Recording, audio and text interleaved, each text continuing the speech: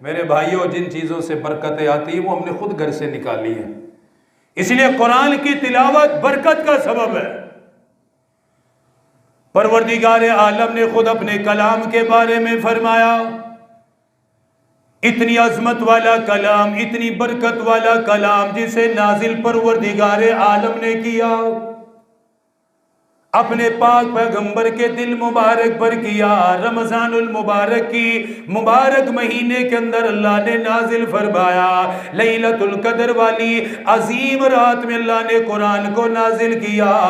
نبیوں کے نبی امام الانبیاء کے دل مبارک پہ قرآن کو نازل کیا۔ اتنی برکتوں والا کلام، اتنی رحمتوں والا کلام اللہ پاک نے پڑھنے کے لیے عطا فرمایا۔ اسی لیے قرآن کریم میں فرمایا، وَإِذَا قُرِئَ الْقُرْآنُ فَاسْتَمِعُوا لَهُ وَأَنصِتُوا لَعَلَّكُمْ تُرْحَمُونَ۔ فرمایا جب قرآن کی تلاوت کی جائے، قرآن کی تلاوت کی آواز کانوں میں آئے، قرآن کا ادب یہ ہے، قرآن کا احترام یہ ہے، فرمایا قرآن کو سننا ہے، پوری توجہ کے ساتھ سننا ہے، پورے دھیان کے ساتھ قرآن کو سننا ہے۔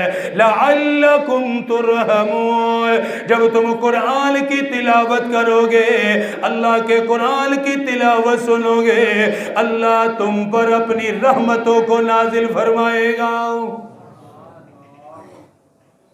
اللہ تم پر برکتوں کو نازل فرمائے گا۔ قرآن کی تلاوت سے مصائب کو دور فرما دے گا، قرآن کی تلاوت سے اللہ بیماریوں کو دور فرما دے گا، قرآن کی تلاوت سے اللہ رزق میں برکتیں عطا فرمائے گا۔ میرے آقا خود راتوں کو اٹھ کر اللہ کے قرآن کی تلاوت کیا کرتے، نبیوں کا نبی ہے، امام الانبیاء ہے، اتنی شان والا نبی، اتنے مقام والا نبی، اتنی فضیلت والا نبی۔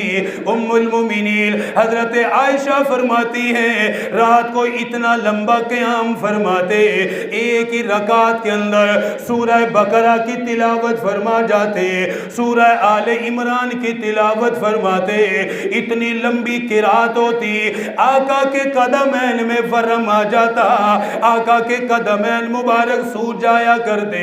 حضرت عائشہ نے عرض کیا آقا اتنی محنت کی کیا ضرورت ہے، آپ تو نبیوں کے نبی امام الانبیاء ہے، آپ تو بخشے بخشائے ہیں۔ فرمایا میری عائشہ میرا دل چاہتا ہے میں لمبا قیام کر کے اپنے رب کا شکر ادا کروں۔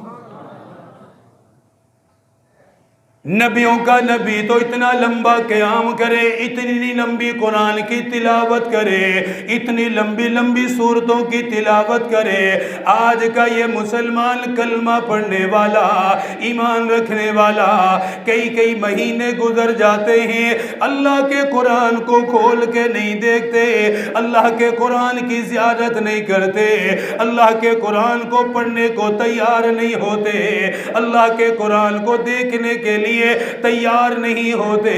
بتاؤ پھر ہمارا حال کیا بنے گا، ہمارا انجام کیا بنے گا؟ اس لیے میرے آقا نے فرمایا القرآن حجت لک او علی، فرمایا او لوگو یاد رکھنا قیامت کے دن قرآن یا تمہارے حق میں بولے گا یا اللہ کا قرآن تمہارے خلاف بولے گا۔ قیامت کے دن اللہ اسے زبان عطا کرے گا، یہ بولے گا، بول کر بتائے گا، یا تمہارے حق میں یہ بولے گا یا تمہارے خلاف یہ بولے گا۔ حق میں بولے گا پروردگار مجھے پڑھتا رہا، میری تلاوت کرتا رہا، مجھے دیکھتا رہا، مجھے یاد کرتا رہا، پروردگار میرے لیے وقت نکالتا رہا، میرے لیے اس نے اپنے اوقات میں سے ایک وقت تلاوت کے لیے مقرر کیا تھا۔ اللہ کا قرآن بول کر بتائے گا اگر قرآن کی تلاوت نہ کی، قرآن کو وقت نہ دیا، اگر قرآن کے لیے وقت نہ نکالا یہی قرآن قیامت کے دن خلاف کھڑا ہو جائے گا۔ پروردگار پڑھنے کے لیے نسخہ بھی موجود تھا، پڑھنے کے لیے جگہ بھی موجود تھی، الماریوں میں رکھا بھی رہا، لیکن پڑھنے کے لیے یہ تیار نہ ہوا، دیکھنے کے لیے یہ تیار نہ ہوا، مجھے پڑھنے کے لیے اس کے پاس وقت نہ نکلا۔ دنیا کے ہر کام کے لیے، دنیا کے کام کاج کے لیے وقت نکالتا رہا، اپنے وقت کو تقسیم کرتا رہا، لیکن میرے لیے کوئی وقت نہ نکالا، مجھے پڑھنے کے لیے اس نے کوئی وقت مقرر نہ کیا۔ قرآن خلاف گواہی دے گا، اس لیے میرے آقا نے فرمایا ہمیشہ یاد رکھنا القرآن حجت لک او علی، فرمایا میری امت والو یا قرآن تمہارے حق میں بولے گا یا قرآن تمہارے خلاف بولے گا۔ آج تو یہ خاموش رکھا ہوا ہے، نہیں بولتا ہے، رکھا ہوا ہے، کوئی اٹھا لے تو ٹھیک ہے، نہیں اٹھائے تو نہیں بولتا، لیکن قیامت کے دن بولے گا۔ قیامت کے دن خود پروردگار سے عرض کرے گا، پروردگار موجود تو تھا لیکن نہیں پڑھا اس نے، اس کے پاس وقت ہی نہیں تھا۔